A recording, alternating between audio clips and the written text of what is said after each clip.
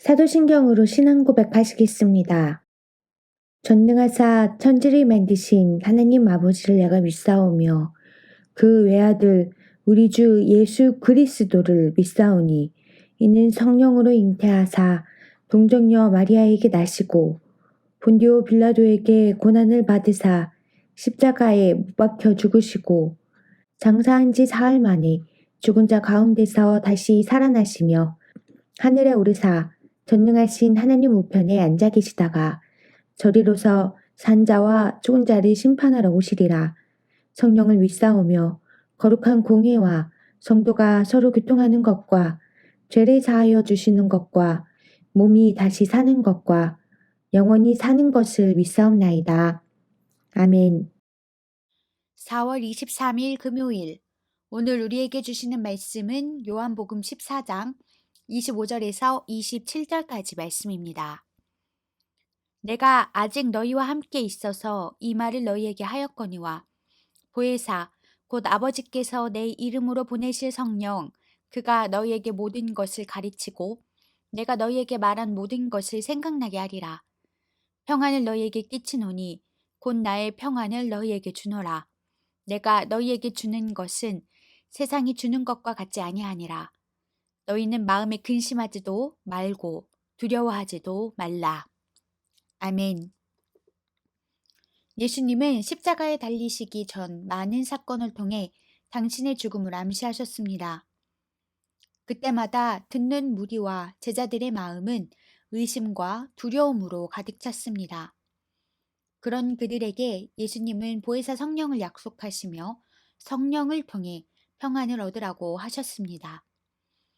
우리가 살아가는 세상에서도 가장 무서운 병은 두려움입니다. 직장, 건강, 미래 등이 끊임없이 우리를 불안하게 하고 염려하게 합니다. 그러나 우리에게는 주님이 주시는 평안이 있습니다. 제자들은 당시 로마 통치로부터의 자유와 평화를 요구했습니다. 하지만 주님이 주시는 평안은 세상이 주는 것과 다른 평안입니다. 대부분의 사람들은 눈에 보이는 안정과 평안을 요구합니다. 솔로몬을 생각해 보십시오.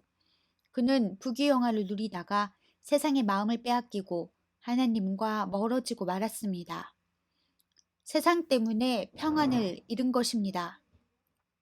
반면 어린 시절 우리네 할머니를 생각해 보면 그분들은 세상적인 만족으로 평안을 얻지 않았습니다. 힘들고 고된 시절을 지내면서도 입에서는 찬송과 감사가 끊이질 않았습니다. 세상이 주는 평안이 아닌 하나님이 주시는 평안으로 가득했습니다. 이처럼 주님이 주시는 평안은 환경을 뛰어넘어 어떤 어려움 속에서도 감사할 수 있는 평안입니다.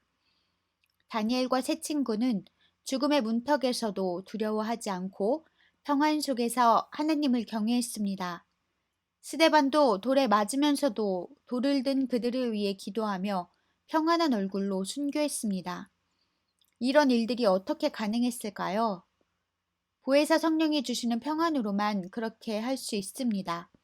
성령은 우리에게 가르치시고 주의 말씀을 생각나게 하며 평안을 주시기 때문입니다. 영화 타이타닉에서 죽음의 마지막 순간까지 찬송을 연주하던 바이올린 연주자를 기억하십니까? 두려움에 사로잡힌 채 살기 위해 몸부림치는 사람들에게 평안을 주기 위해 그는 끝까지 연주를 멈추지 않았습니다. 아비규환 속에서 떨고 있던 이들은 이 연주를 듣고 평안하게 죽음을 맞이했습니다. 죽음이 두렵지 않은 사람이 어디 있겠습니까? 그런데 죽음을 넘어서는 평안이 있습니다. 하나님이 성령을 통해 주시는 참된 평안이 그것입니다. 세상이 주는 일시적인 안정이나 평안에 만족하지 말고 주님이 주시는 평안으로 믿음을 지켜나갑시다. 묵상 질문. 내 마음을 잠식하는 두려움을 믿음으로 극복하고 있습니까? 오늘의 기도.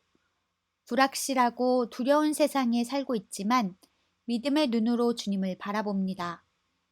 주님의 평안으로 내 안을 가득 채우소서.